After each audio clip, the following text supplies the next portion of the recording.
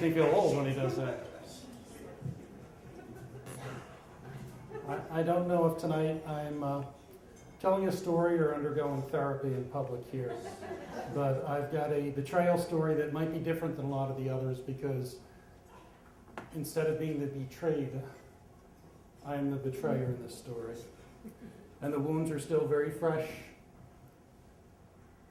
And to make it worse, the one I betrayed is my very own little dog.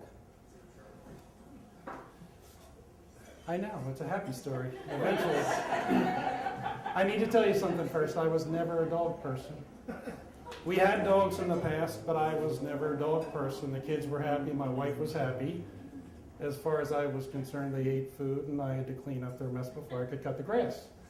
So I never thought I'd be a dog person. And a little over a year ago, my wife said, oh, on the way home from work, I stopped at the SPCA. Yeah, I knew I was in trouble right then, right? And I tried to talk her down and out of it, and I said, look, it didn't work too well last time, and I need to see the list of who's going to be walking this dog and who's going to be cleaning up after this dog, because it's not going to be me. And my daughter put together a list. She typed it, actually, so I had everything I needed. And I came home from work one day as they were pulling out of the driveway, and my daughter had this huge grin on her face. She was trying to hide something, right? And my wife said, we'll be back in a while. She didn't say where they were going, and I knew it was done, right? So it was. I wasn't a dog person, but there's a dog coming to my house.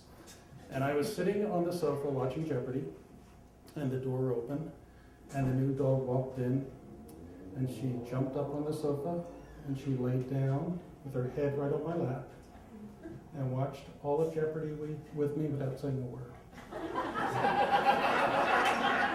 She had me right away, right? It was all over, and I tried to hold out, right? This was not, I did. I still try and say, it's not my job to walk the dog. I'm going to take care of the dog. Well, before too long, I was walking the dog. And guess what? I liked it more than the dog did, right? And the dog and I developed our own language. Actually, the opposite of language.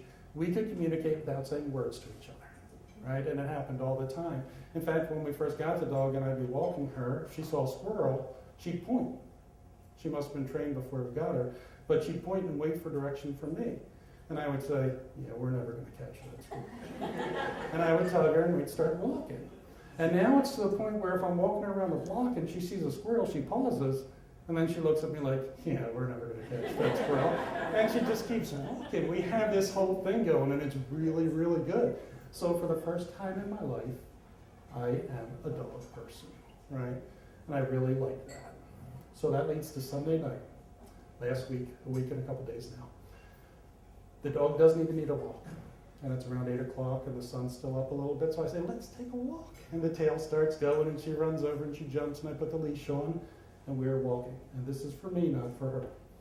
And I turn around the corner in the neighborhood and there's a neighbor standing there with his pit bull and his German shepherd on the leash. And I trust him. I've been around him with the dogs before. And Juno, my dog, trusts me. She stays at my heels and she doesn't make any noise. My neighbor trusts the leash that his pit bull was on. And that was a flaw in what was going on here. The leash broke and the pit bull was on my little dog before we could do anything about it. And she bit her a bunch of times, and as soon as there was a break, my little dog got up and ran like nothing I've ever seen before. She got away, the pit bull was chasing her, and then not only did she outrun her, but she outsmarted her playing like halfway around the house until the dog got tired of it. But when I got to my dog in the backyard, she couldn't put any weight on one of her back legs. She really was hurt. So I put her in the car to bring her over to the emergency room. And halfway over, I stopped at a traffic light, and she made a look at me, one of those communicative looks. And what she really said to me was, I'm sorry. But I can't accept that, and I couldn't accept that because she didn't do anything wrong. And what I really let myself hear was, how could you let that happen to me? And I didn't have an answer. She trusted me. She stood at my heels there, and I betrayed her. And that's how I felt about the whole thing. So the good news is, the dog is getting much better. I should say, for fairness in the story, the neighbor felt awful, and he has called, and he has written, and he has stopped by, and he made sure the hospital bill was paid in full before came time to pick the dog up. So a week later, the dog is feeling much, much better. But this story is really about me, not about the dog, right? Last night I took the dog out for a walk in the backyard. We're not supposed to take her far yet. And I was walking her, and no sooner than I got out of the backyard, she started pulling for the driveway. And she doesn't usually pull, she'll go wherever I let her go. And I was surprised by this, but I let her pull me to the driveway. I thought she wanted to see the neighbors, Bernese mountain dogs, these big gentle dogs that she loves to rub noses with, right? But they weren't out, and I knew that. But I let her pull me to the driveway. And then she pulled me up the driveway towards the street. And I followed her along.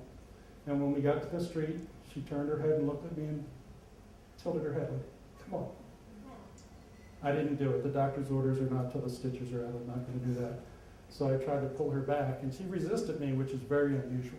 She tried to hold her ground with me. And after she saw I wasn't going to give up, she turned around and she trotted ahead of me to the house. She didn't pull, but she trotted ahead of me to lead me back into the house, where we sat down on the sofa and we watched Jeopardy together. And I'm convinced she's still waiting for me to figure out the right answer. Thank you.